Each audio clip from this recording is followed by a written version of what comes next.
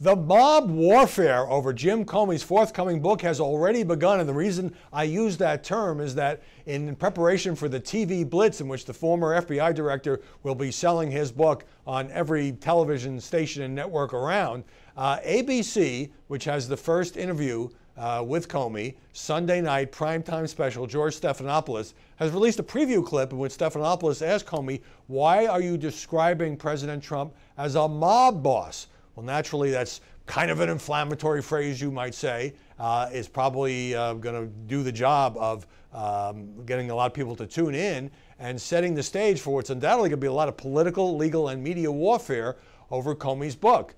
Now, one thing I can confidently predict is Jim Comey is going to sell a lot of books.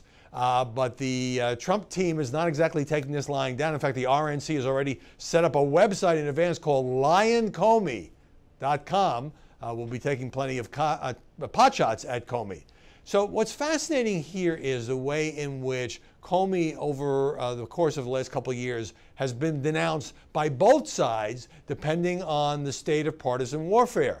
Remember that Comey is not just a former FBI director. His roots are as a Republican. He was a deputy attorney general and a U.S. attorney in the Bush administration. It was Obama who appointed him FBI director in 2013. And then during the 2016 campaign, as everybody remembers, it fell to Comey to oversee the investigation of Hillary Clinton's private email server. There was that press conference in June where he said he's not going to bring any charges, but he criticized her as reckless and negligent and all of that. At that point, the Republicans, the conservatives, the pundits just trashed Comey. How could he possibly not bring an indictment when the facts were so obvious?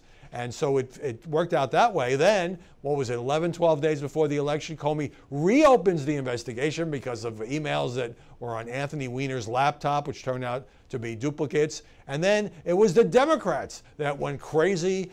He was, it was absolutely improper to be reopening this and intervening so late in the election. And then it was the Republicans and the conservatives. In fact, Donald Trump praised Comey's guts.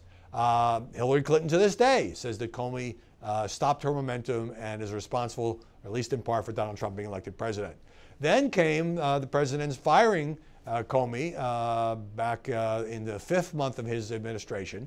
And again, now he is a villain, being increasingly painted as a villain by the Trump side, by Republicans who feel like he is a threat to the president, and that will be sort of ignited by this book tour. Comey testified on the Hill, you may recall, that Trump had asked him to pledge his loyalty. Also did say that he told the president 3 times he was not personally under investigation in the Russia probe. But then it turned out, and Comey got a little scuffed up by this, he had to admit under oath that he had leaked to the New York Times using a friend to pass the newspaper one of those memos he wrote after one of his conversations with Trump. So I think that Comey well understands that he is going to be the target of a political crossfire here. Now it's the Republicans who hate him. Before it was the Democrats. And the question is, how much will this affect not just public perceptions of Jim Comey, who hasn't really spoken out. He had that tweet saying, when I tell my story, Mr. President, we'll see who is seen as dishonest and who is not.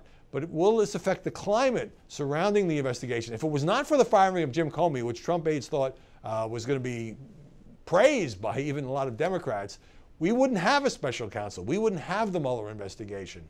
So Comey now speaking out for the first time while peddling his book is going to, I think, change the climate. And it's really important here for the media not to treat this guy as a hero, to be tough on him in the questioning, to be fair in its approach, and not just view him as a vehicle to further attack President Trump.